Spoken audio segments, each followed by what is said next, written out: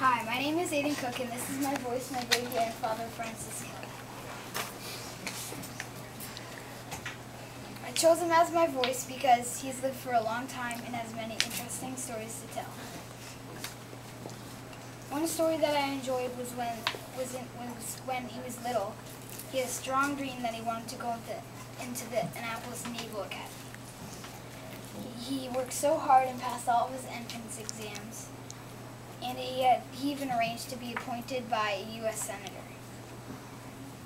But the most disappointing news is that he didn't pass his eye examination.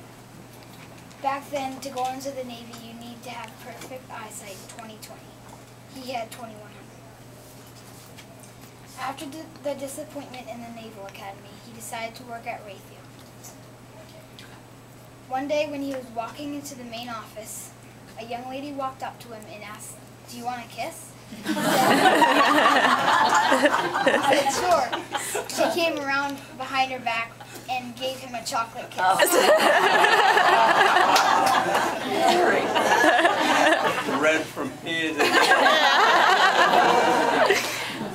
After that, they got married and had 7 children.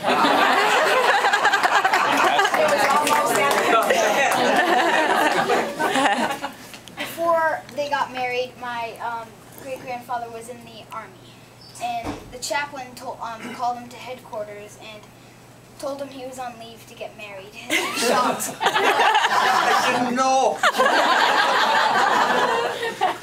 Where are you going home for? They're getting married. In the tradition of us Catholics, the wife is supposed to get carried by the husband. But in their case, my great-grandfather was carried by my great-grandmother. Can you show the picture? She was a small but strong lady. This is their wedding picture.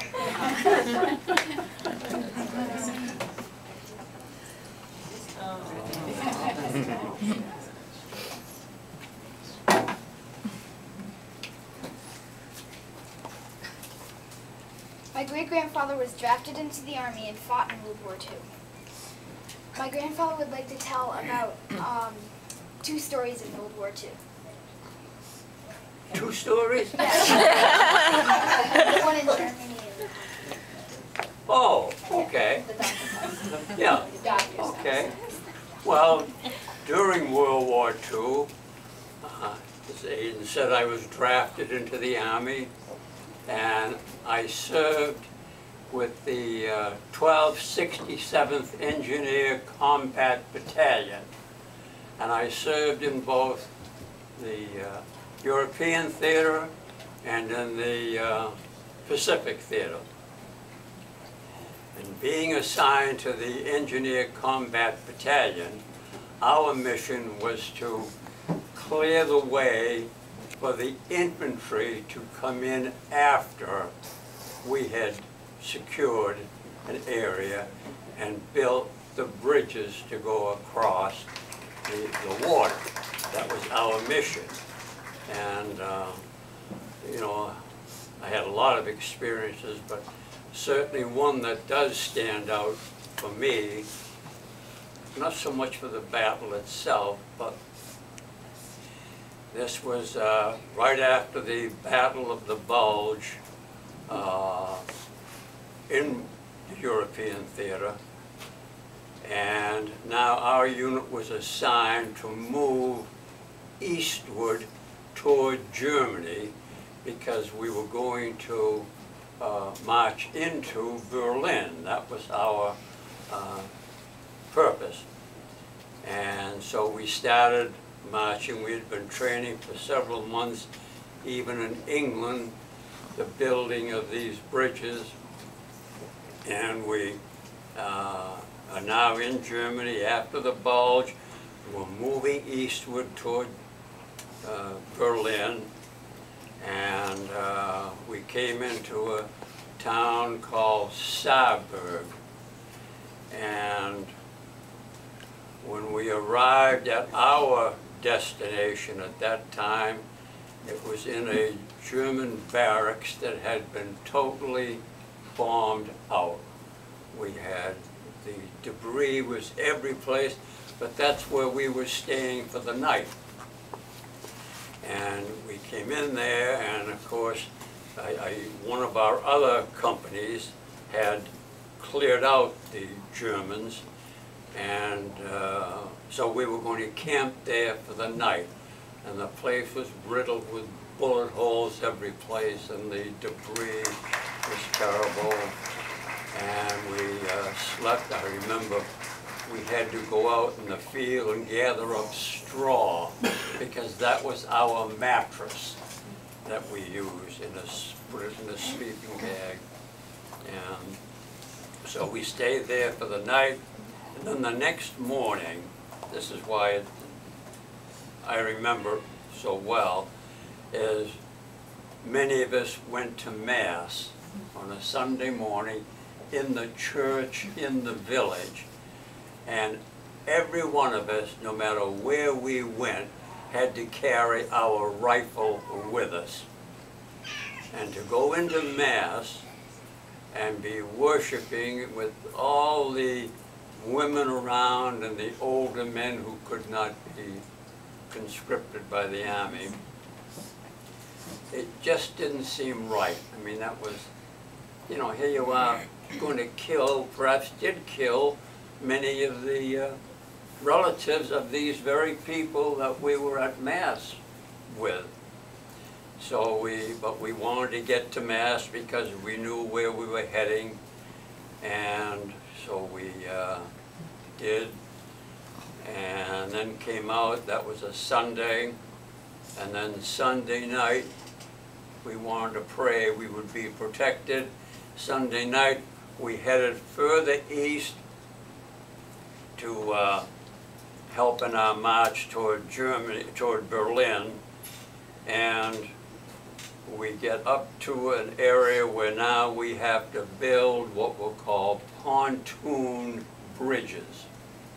And we, Bailey Bridge on pontoons, and so we now have to clear for the infantry coming in behind us. And we started building, and now the bullets are flying every place from the opposite end of the river. Shells are landing all around us as we're now in the water, trying to get this bridge assembled. And we did get the bridge assembled, and now we were able to get the troops across the river, and now we're heading into Germany, and shortly into Berlin, and shortly after that we declared victory. It was VE Day on May 9. And so our mission was complete, and now that's when they decided we had done such a good job on Engineering Combat Battalion. We were shipped over to the Philippines for the invasion of Japan. So we were in some ways sorry we did such a good so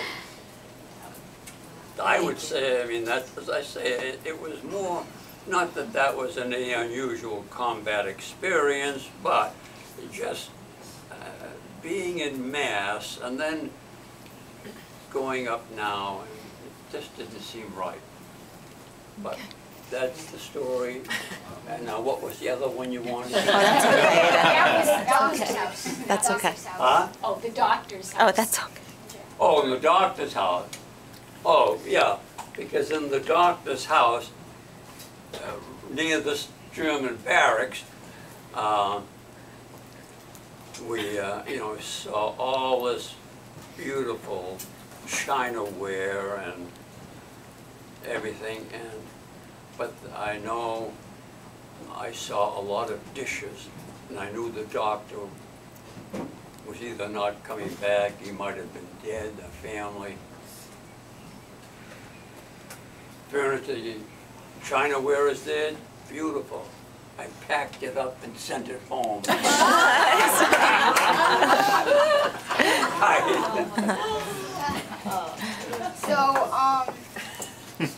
this is a badge that the engineers wore during sometimes, and this is like a battalion. That's the engineer. Yeah. Yep. And then this is a picture of a pontoon bridge in action. Yeah. It's built by 160 engineers. So, and then this is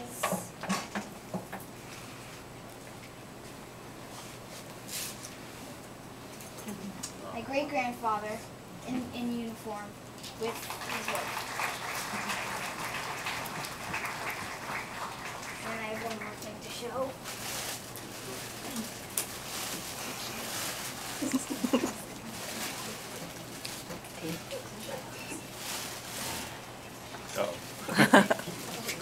This is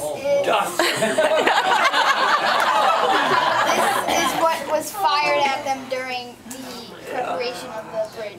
Right. Wow. This is how much danger they were in. Yeah.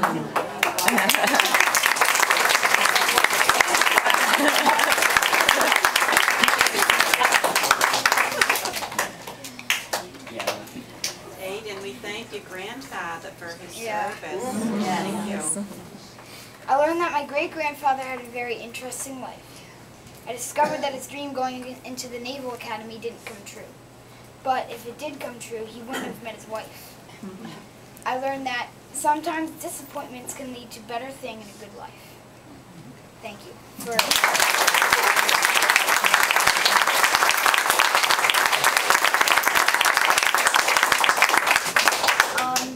I would like to thank my great-grandfather for supporting me on this project. My pleasure. Does anybody have any questions? Okay, thank you. Can you stand near your great-grandma? Oh God, I don't have a Zoom, sorry.